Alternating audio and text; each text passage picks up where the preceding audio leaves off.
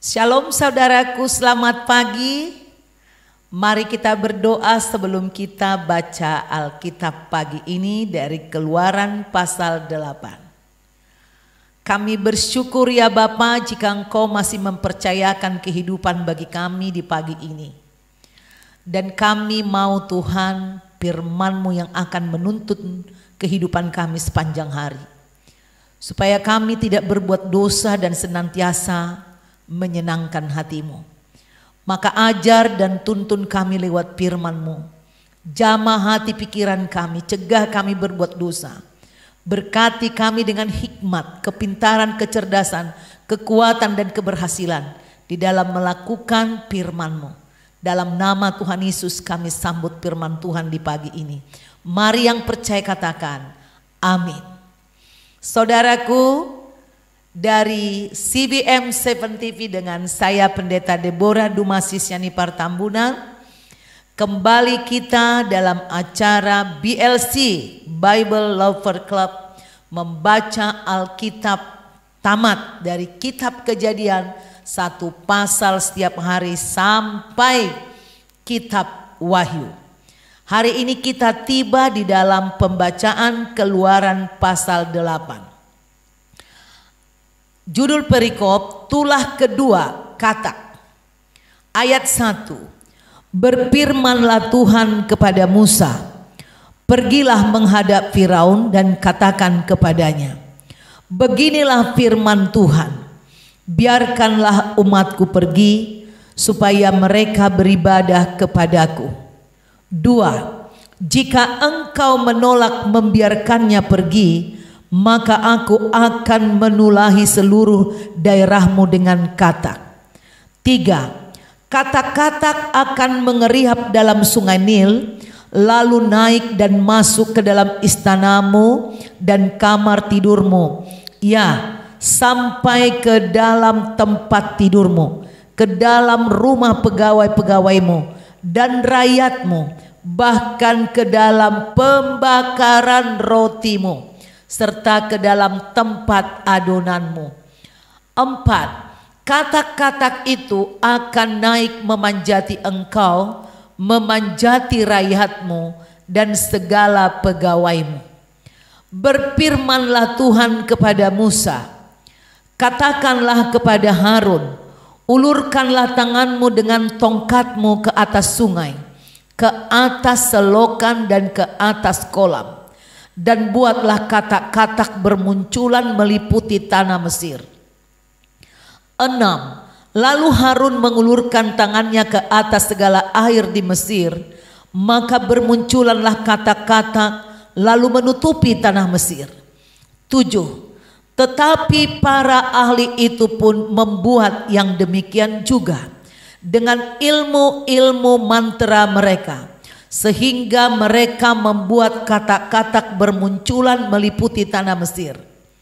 8. Kemudian Firaun memanggil Musa dan Harun serta berkata, berdoalah kepada Tuhan supaya dijauhkannya katak-katak itu daripadaku dan daripada rakyatku, maka aku akan membiarkan bangsa itu pergi supaya mereka mempersembahkan korban kepada Tuhan.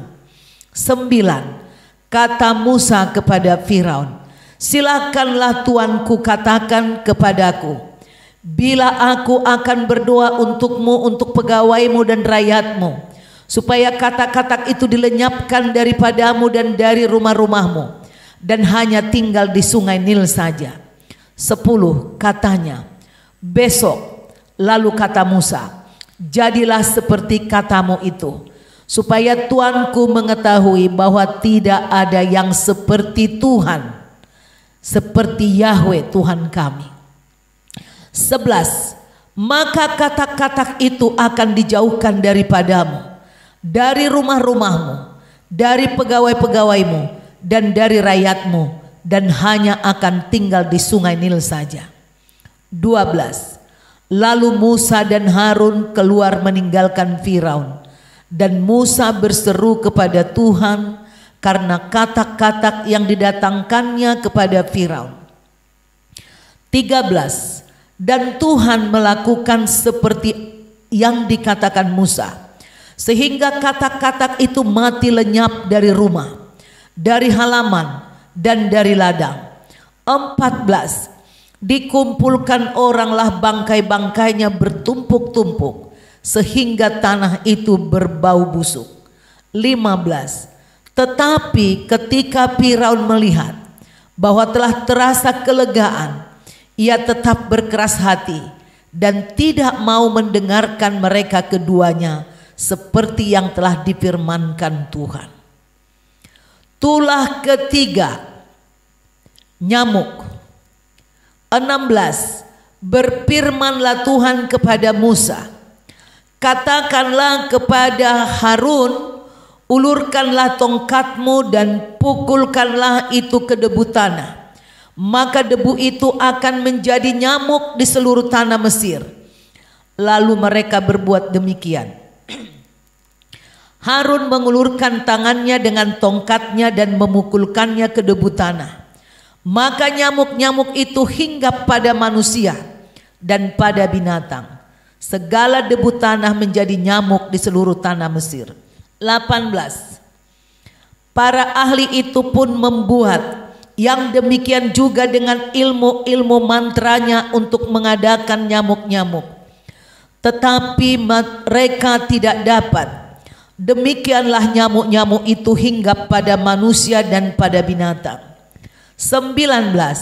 Lalu berkatalah para ahli itu kepada Firaun, inilah tangan Tuhan.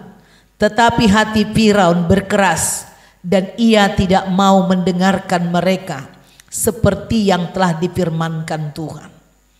Tulah keempat, lalat pikat.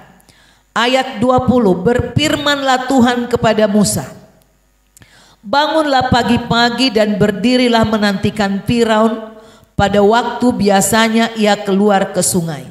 Dan katakanlah kepadanya, beginilah firman Tuhan, biarkanlah umatku pergi, supaya mereka beribadah kepadaku. Sebab jika engkau tidak membiarkan umatku itu pergi, maka aku akan melepaskan pikat terhadap engkau, terhadap pegawai-pegawaimu, rakyatmu dan rumah-rumahmu, sehingga rumah-rumah orang Mesir, bahkan tanah di mana mereka berdiri akan penuh dengan pikat. 22. Tetapi pada hari itu aku akan mengecualikan tanah Goshen, di mana umatku tinggal, sehingga di sana tidak ada terdapat pikat, supaya engkau mengetahui bahwa aku Tuhan ada di negeri ini. 23. Sebab aku akan mengadakan perbedaan antara umatku dan bangsamu. Besok tanda mujizat ini akan terjadi. 24. Tuhan berbuat demikian, maka datanglah banyak-banyak pikat ke dalam istana Firaun dan ke dalam rumah pegawai-pegawainya dan ke seluruh tanah Mesir. Negeri itu menderita karena pikat itu. 25. Lalu Firaun memanggil Musa dan Harun serta berkata, pergilah, persembahkanlah korban kepada Tuhanmu di negeri ini. 26. Tetapi Musa berkata, tidak mungkin kami berbuat demikian, sebab korban yang akan kami persembahkan kepada Tuhan Elohim kami adalah kekejian bagi orang Mesir. Apabila kami mempersembahkan korban yang menjadi kekejian bagi orang Mesir itu di depan mata mereka, tidakkah mereka akan melempari kami dengan batu? 27. Kami harus pergi ke padang gurun 3 hari perjalanan jauhnya untuk mempersembahkan korban kepada Tuhan Elohim kami, seperti yang difirmankannya kepada kami. 28. Lalu kata Firaun, baik, aku akan membiarkan kamu pergi untuk mempersembahkan korban kepada Tuhan Elohimmu di padang gurun. Hanya janganlah kamu pergi terlalu jauh, berdoalah untuk aku. Lalu kata Musa, Sekarang aku keluar meninggalkan tuanku dan akan berdoa kepada Tuhan.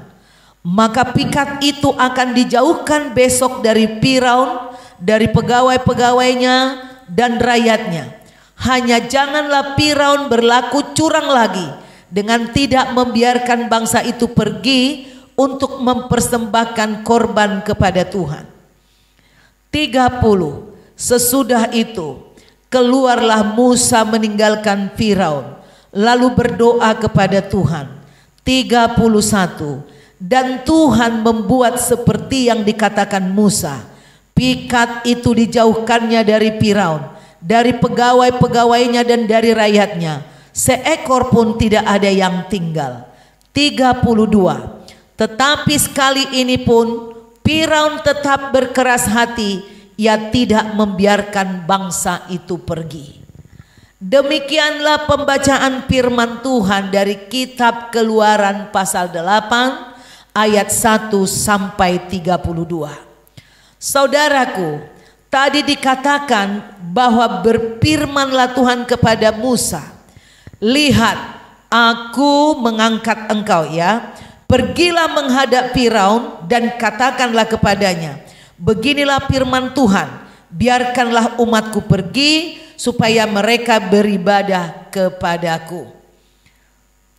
Saudaraku, Tuhan mengatakan bahwa Firaun akan menolak ya permintaan daripada Musa.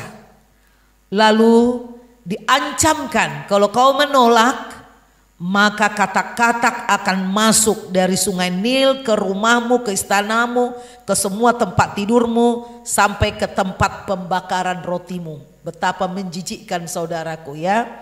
Nah, kemudian saudaraku di ayat 5, berfirmanlah Tuhan kepada Musa, katakanlah kepada Harun, ulurkanlah tanganmu dengan tongkatmu ke atas sungai, ke atas selokan, ke kolam dan lain-lain. Lalu Harun mengulurkan tangannya ke atas segala air di Mesir. Maka bermunculanlah katak-katak lalu menutupi tanah Mesir itu, saudaraku. Tetapi mujizat yang dibuat oleh Harun ini bisa ditiru para pesihir daripada Firaun. Lalu bermunculan. Mereka tidak bisa melenyapkan, mendatangkan kekacauan, bisa tambah banyak kataknya, saudaraku. Kemudian saudaraku, Firaun memanggil Musa dan berkata, berdoalah kepada Tuhan Musa dan Harun supaya ini dijauhkan dari kami. Aku janji kalau ini sudah dikeluarkan, nanti kalian boleh pergi ya, pergi untuk mempersembahkan korban kepada Tuhanmu.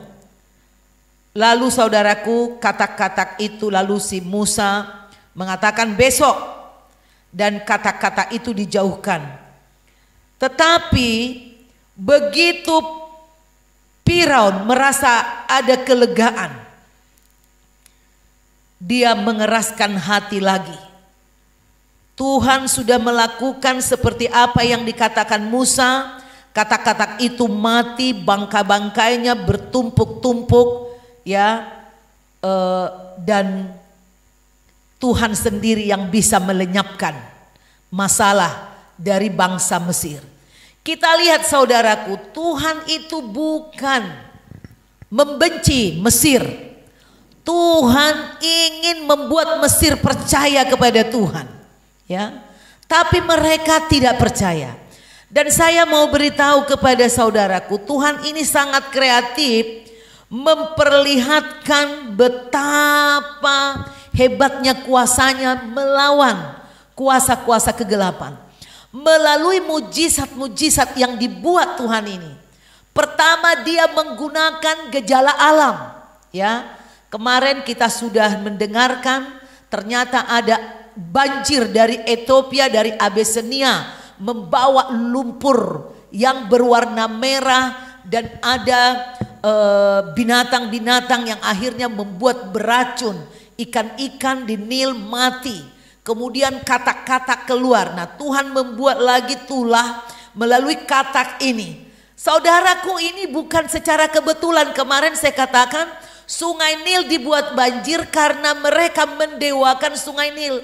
Mereka menganggap dewa Osiris, dewa bawah tanah, itu ada di deltanya Sungai Nil bertahta. Nah, sekarang kenapa Tuhan mendatangkan katak? Karena mereka menganggap katak itu juga adalah dewa penyubur. Jadi mereka mempercayai ada seperti manusia berkepala katak. Jadi di sana itu ada dewa-dewanya. Ini penyubur. Nah, ini luar biasa. Jadi Tuhan itu sebenarnya ingin mendidik bangsa Mesir. Bahwa Tuhan yang kau sembah selama ini dalam bentuk katak, dalam bentuk ular, dalam bentuk apa, itu bukan Tuhan, akulah Tuhan. Tapi mereka nih dikeraskan oleh kuasa kegelapan itu hatinya. Ya. Nah, saudaraku, Firaun mulai berjanji mengatakan, "Oh, kasih nanti saya lepasin, pokoknya suruh dulu katak-katak ini pergi." Musa pun berdoa dan katak-katak itu tiba-tiba mati lenyap kecuali yang ada di Sungai Nil. Tuhan melakukan seperti yang dikatakan Musa. Bangkai-bangkai bertumpuk. Nah, saudaraku, jika kita percaya kepada Tuhan, apapun yang kita ucapkan dilakukan oleh Tuhan.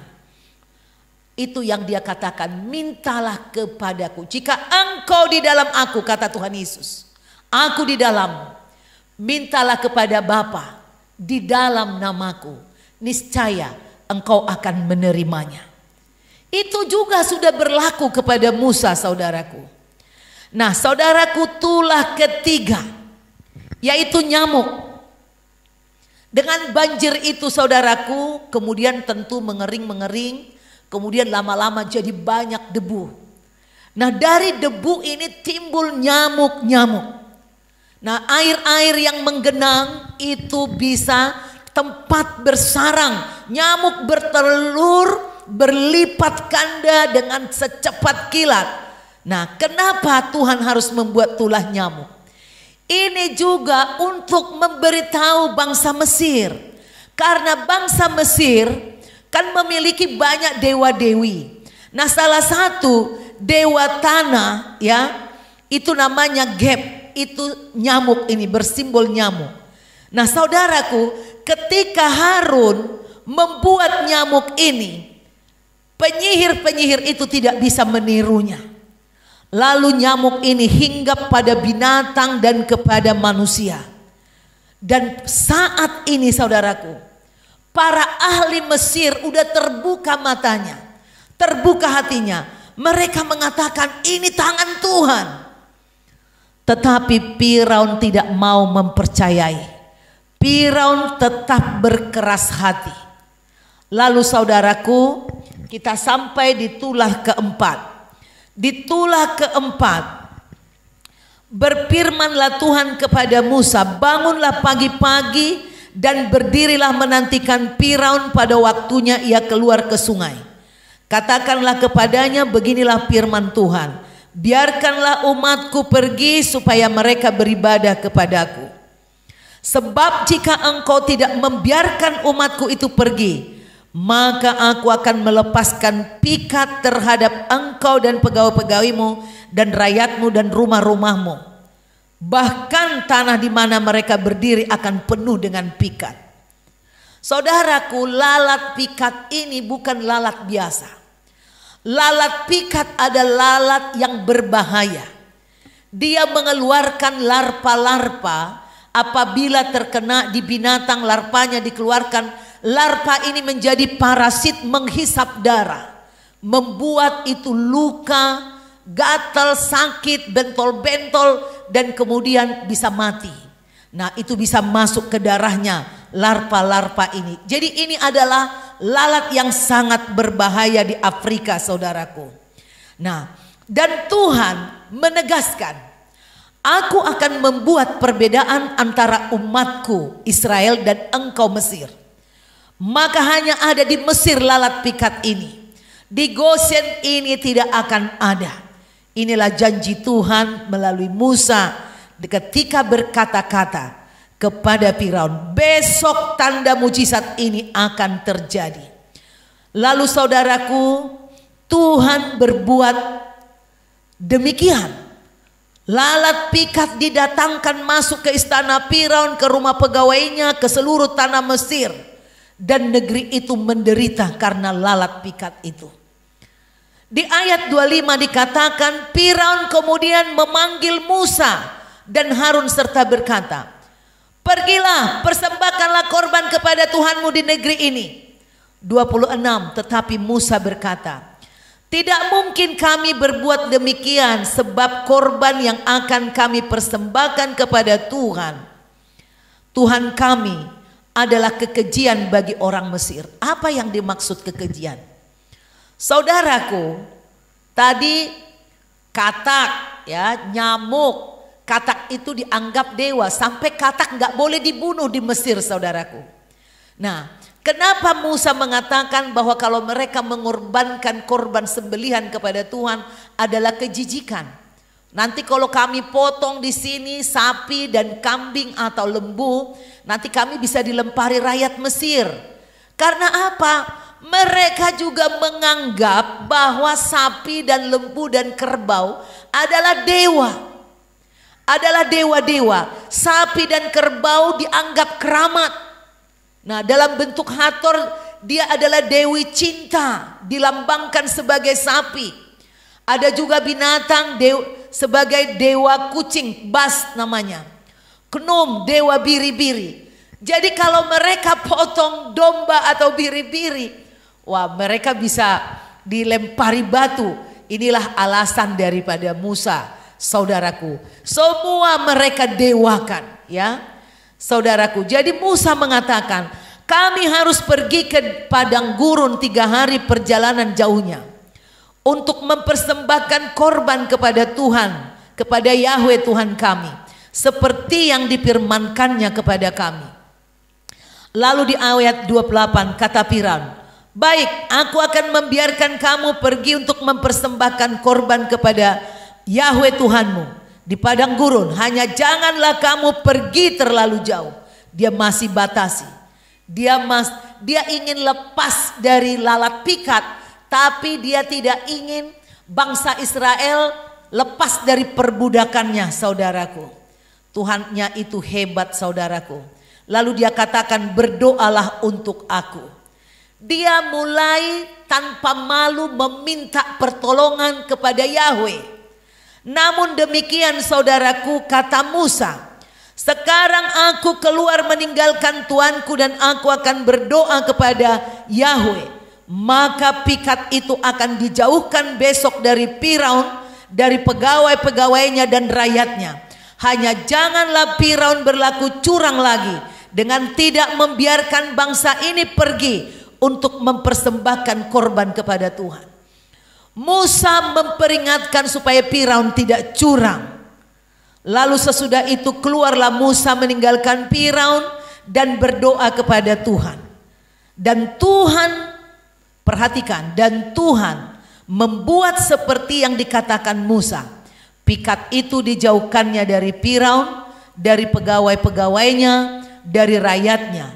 Seekor pun tidak ada yang tinggal. Saudaraku, tetapi sekali ini pun Firaun tetap berkeras hati.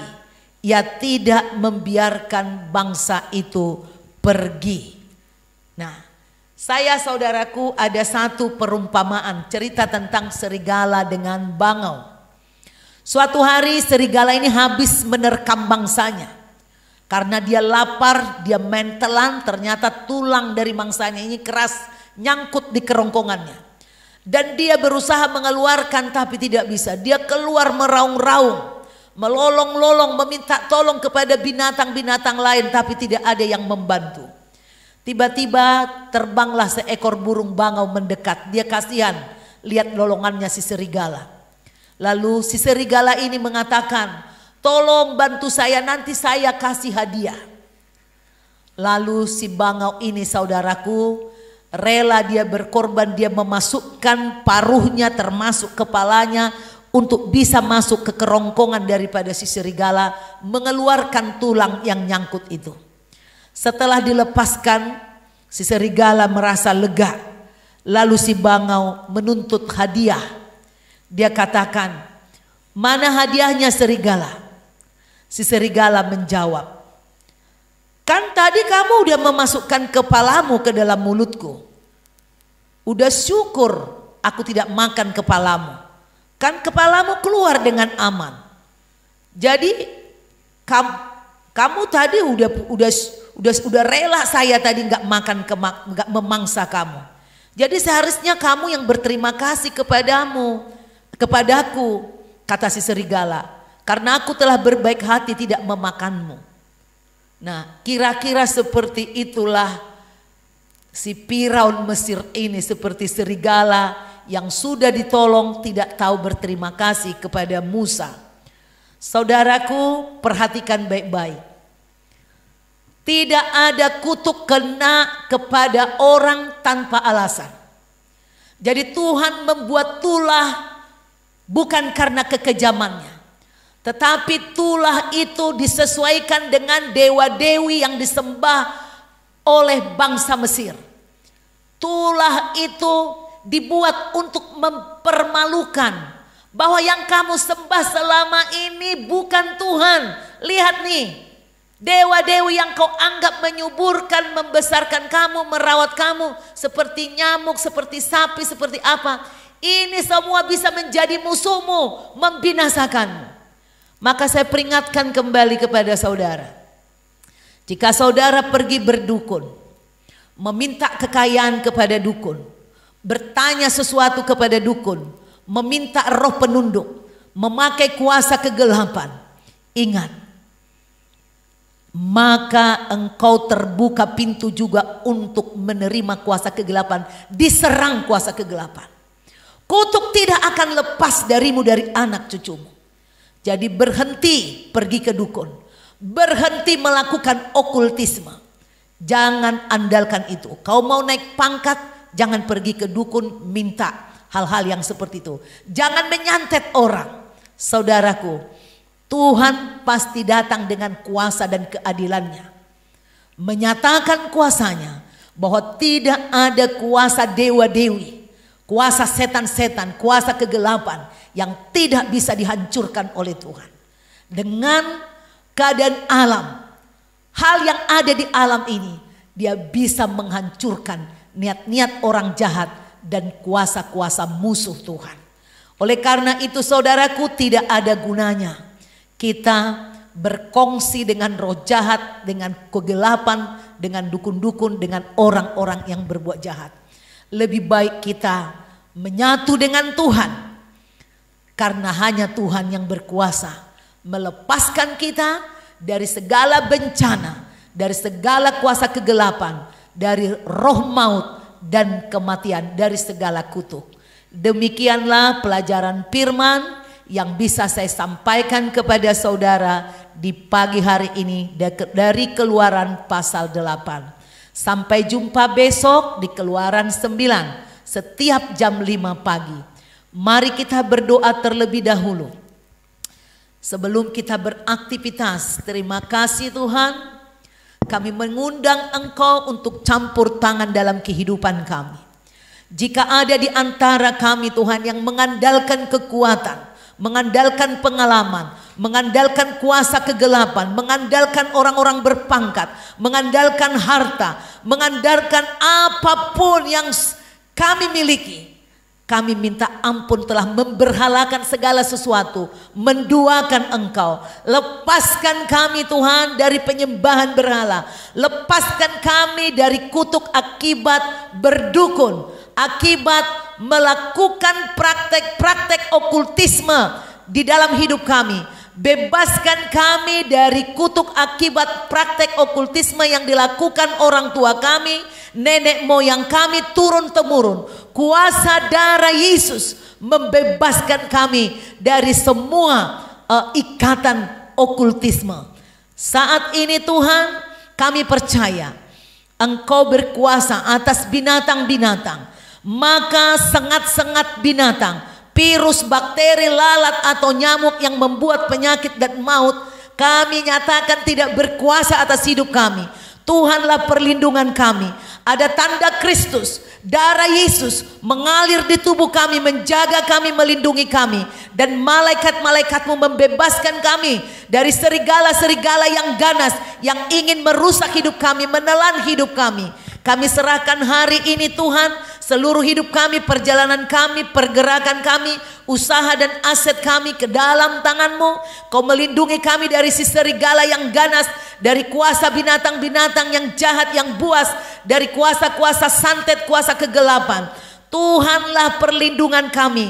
Tidak ada kuasa di atas Engkau. Kami percaya, kami diberkati, kami selamat bersama dengan Tuhan. Di dalam nama Tuhan Yesus, kami undang Engkau Tuhan memberkati, membuat berhasil segala kehidupan kami. Haleluya. Amin. Saudaraku, jika engkau sudah mempelajari tentang firman ini dan engkau diberkati, jangan lupa, jangan nikmati sendiri berkat itu. Firman ini akan sangat menolong saudara-saudaramu. Bagikanlah ini kepada orang lain, kepada teman-temanmu, saudara-saudaramu, supaya engkau juga beroleh bagian dalam memberitakan Injil. Amanat agung engkau harus memberitakan Injil ke semua suku-suku bangsa. Tanpa saudara capek hanya dengan jarimu, kirimlah ini kepada orang lain. Jangan lupa subscribe bagi yang belum, saudara like, saudara komen. Tuhan Yesus memberkati. Sampai jumpa besok pagi pukul 5. Setiap hari saudara bisa menonton. God bless you.